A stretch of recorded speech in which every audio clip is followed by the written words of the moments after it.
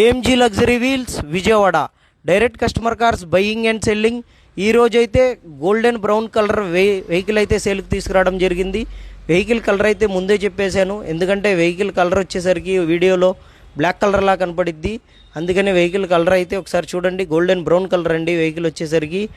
ఈ వెహికల్ వచ్చేసరికి Honda amaze SX variant అండి, 2 ఇయర్ బ్యాగ్ వెహికల్. హైవేలో అయితే ఇది డీజిల్ వర్షను. హైవేలో అయితే ఈ వెహికల్ వచ్చేసరికి 24+ అయితే మైలేజ్ వస్తుందండి. వెహికల్ అయితే చూడండి, ఆల్ గ్లాసెస్తో ఆల్ పార్ట్స్తో ఒరిజినల్ వెహికల్ అండి. చాలా అంటే చాలా బాగుంది.